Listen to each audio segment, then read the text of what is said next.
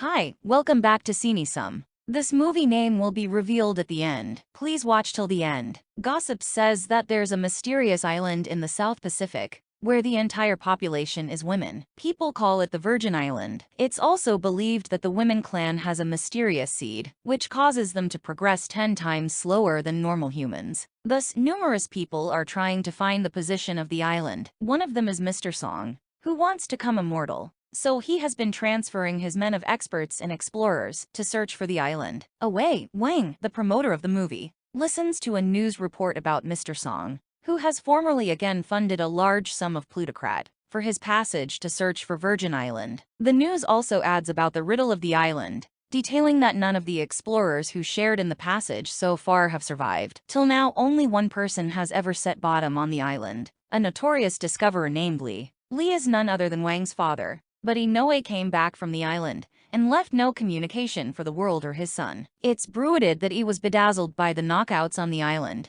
so he decided to stay there permanently. Determined to find his father, Wang decides to share in Mr. Song's passage and heads off to the reinforcement to board a boat. There, he meets a friend, Wu, who claims to be an expert tar, as he has lately graduated from the Somali Navy SEAL. After setting up everything, Wang and Hyan board the boat, and just as they're about to take off, one of Mr. Song's men approaches them and hands over a GPS Seamus. After a while, the two eventually hit the ocean, hence kick-starting their adventure. Originally, they're hopeful about the charge, but after 2 months of wandering into dead, they come pessimistic. By this time, their food force has also run out, so they supplicate that they reach the island soon. One day, while the boys are complaining about the GPS not working, a flock of catcalls flies over them. Wang, who's lying on his reverse, feels a drip on his face, and when he smells it, he realizes that it's seagull poo. This indicates that they're near an island, and when Wang peers through his binoculars,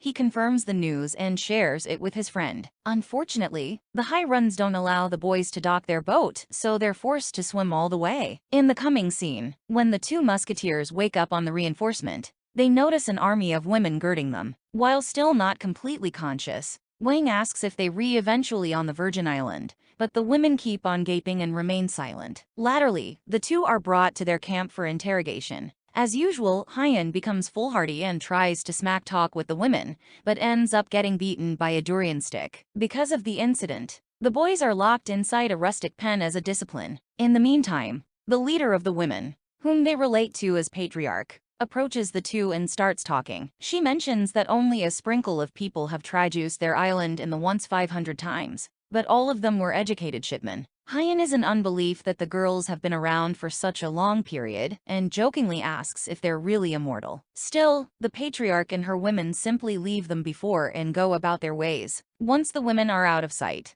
Wang takes out his retired cutter and plots with Hyan to escape at evening. They succeed in the plan and ultimately get out of the captivity. After this, Wang decides to check out the lineage for any suggestions, while Hyan sets out to find ways to escape the island. The coming scene shows Hyan heading towards the jungle to see if there's any way out, while Wang arrives at the women's ville and enters one of the hooches. It turns out that the women have filled the jungle with traps, so Wu intentionally falls for them. At first, he falls down a rabbit hole below, and also gets pierced by a rustic arrow on his reverse. To make his situation worse, he also gets pounded by several coconuts on his head. Meanwhile, Yan, a typical innocent girl of the women's lineage, and her family, Moon, enter the shack in which Wang has been poking around. Unexpectedly, the shack is a bathing place for the islanders, and when Yan starts taking off her clothes and preparing for her bath, Wang tries to sneak his way out of the room. Unfortunately, he gets caught by the girl's family, who doesn't let him go.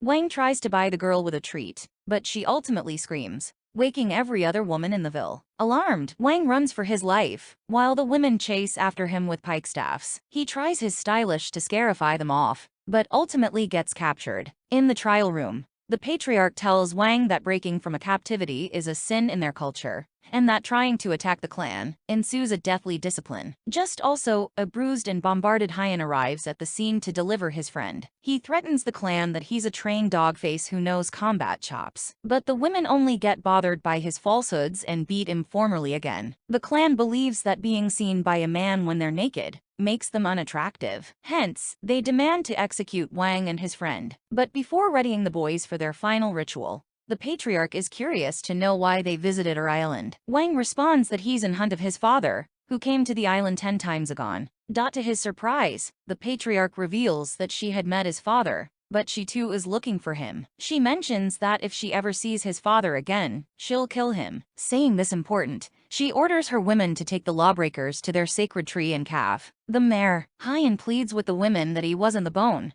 who saw Mu Yan in such a condition, and asks to be released, but to no mileage. Next, the women prepare for the calf, while the boys are tied and kept independently in 2 giant barrels. Hyan fears that they're being marinated before being roasted, but he's intruded by Mu Yan, who has eventually come to face her backslider. She switches out at Wang for observing on her, and tells him that to lift the curse of being unattractive, she has to kill him. Still, just when it appears that she's about to finish him off with a cutter, she rather cuts open his rope. Before letting the two escape, the innocent Mu Yan asserts that she hates Wang, but at the same time doesn't want him to die because of her. Unfortunately, the boys take the jungle's way and fall for the set traps. The following morning, Wang and Hyan are formally again captured and tied in front of the sacred tree. The women prepare different kinds of constituents and light a fire to marinate the boys and eat them after riding. But the process is intruded when Chun Hua, one of the women from the clan, drowns in the ocean. While the women rush to the reinforcement, the boys take this occasion to escape by burning their tight ropes. They also flee the scene, not realizing that they've put fire on the sacred tree. Meanwhile, the women cry in pain after seeing their friend floundering in the ocean. The 2 musketeers prepare to use the distraction to skulk out of the place,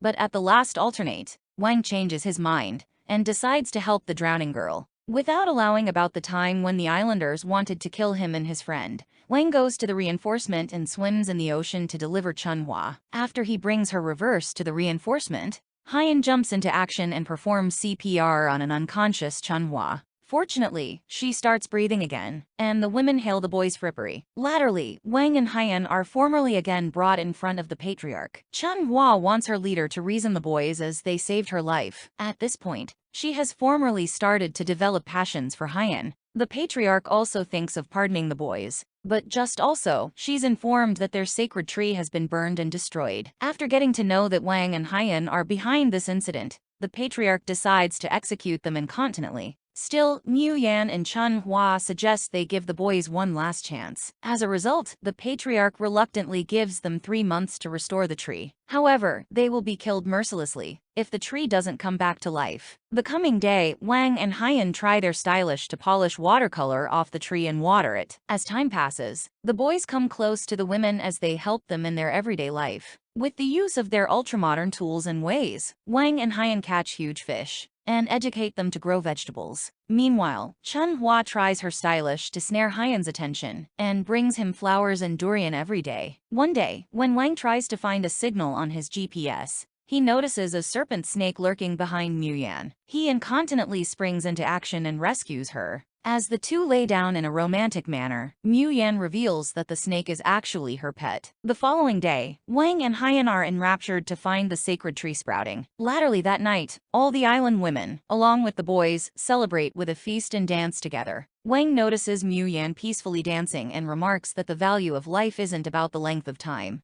but rather about commodity that's worth guarding with your life. He also notes that he's lucky to have set up it, as he wants to cover Mu Yan and her lineage. Eventually, latterly, Mu Yan approaches Wang and tells him about the history of their lineage. She shares that a long time ago, there was an each women lineage known as the witch lineage. They reproduced by parthenogenesis. They were the lineage closest to nature among primitive humans, responsible for guarding the seed yuan, which contained the secrets of life. Their charge was to cover the balance between nature and life. Still, as mortal agreements expanded, their thirst for killing increased, and one day, they ultimately set up out about the seed yuan. Hence, a genocide such like stalking was carried out on the witch lineage. To cover the seed, the head of the clan gave it to the youthful woman in the lineage and asked her to run down as far as possible. The girl witnessed her entire family being killed, but as told, she escaped the place. Not long after, she woke up on a vacated island and saw that the seed she carried